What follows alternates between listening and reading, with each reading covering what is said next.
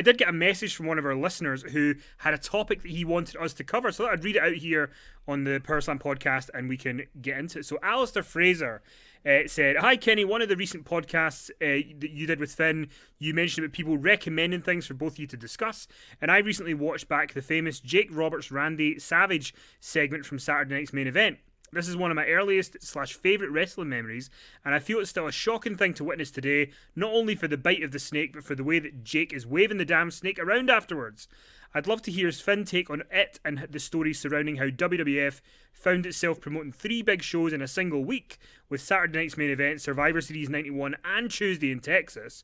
Also, I thought it was a shame that feud didn't really get the blow-off it deserved at WrestleMania. Just an idea." So I thought, since we're in the Christmas spirit, we should allow Alistair's idea to come to fruition. So let's talk about it. What do you remember? Because you would have been watching WWF at that time when that big angle took place. Yes, this was pre-Superstars of Wrestling. So, I mean, I was watching it along with everyone else at the time.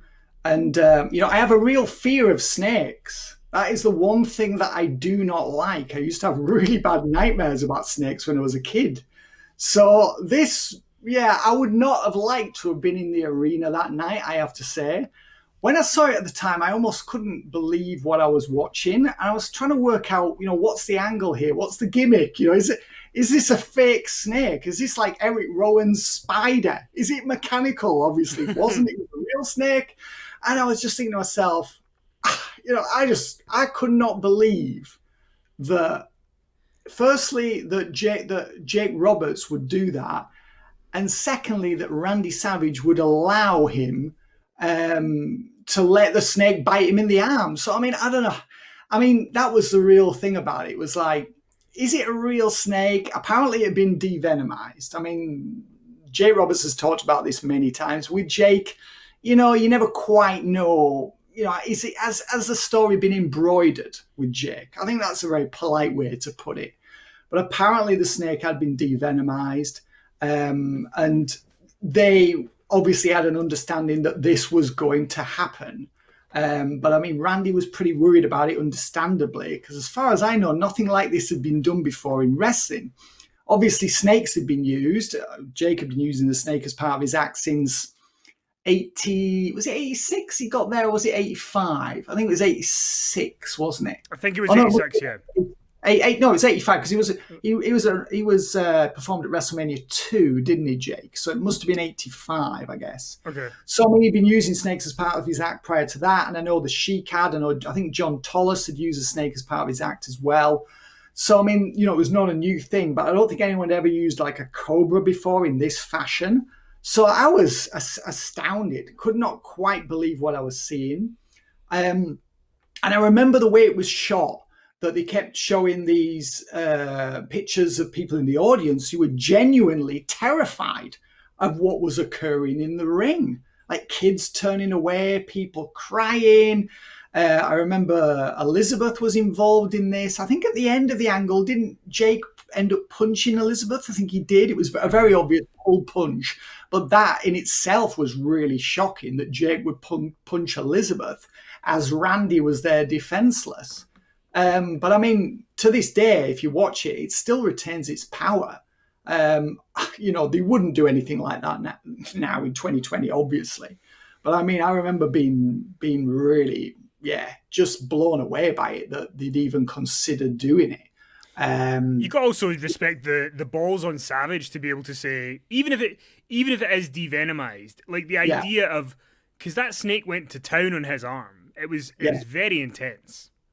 It did do, and I'm sure, because I remember I've watched, I think there's various versions of it, and I'm sure one of the versions, his arm's bleeding, and then in other versions it isn't, so it must have been slightly edited. I mean, do you remember seeing a version of that angle where his arm was bleeding from when the fat embedded itself in his skin?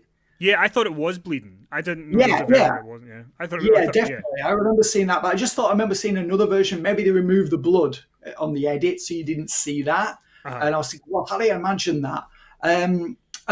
Savage was a guy who was absolutely committed to the cause. He was wanted to get everything over. He was willing to do pretty much anything to get an angle over. But I mean, I'm in full agreement as well. I couldn't believe that they blew it off so quickly. I mean, to me, that should have ended at Royal Rumble, that feud. You Well, know, that's there was rumors that it was going to be originally a match at WrestleMania 8 before they kind of changed course and it became Savage and Flair. But yeah, I love it as an angle. It was weird they did the 3 shows within a week, but yeah, yeah, what a set of shows. it was, and especially with this Tuesday in Texas, they didn't. I don't think they announced that until the end of Survivor Series, did they? I think Yeah, no, they that didn't. They said on Survivor Series that's what they were doing. yeah, that there'll be the Undertaker versus Hogan rematch there, and it was just like, oh wow, so there's going to be another pay per view, and it didn't do as well. I think it drew about half as many buys as Survivor Series, so they never actually repeated that concept of essentially booking a major pay per view with matches or outcomes that were designed to lead to a second pay per view. A few days later, they never did that again because it did not perform as well as they expected on pay per view this Tuesday in Texas.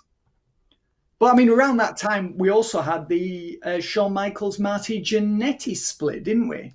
We did shortly after Survivor Series. We had the barbershops. There was a lot of good stuff around that time, but that Savage and Jake angle is incredible.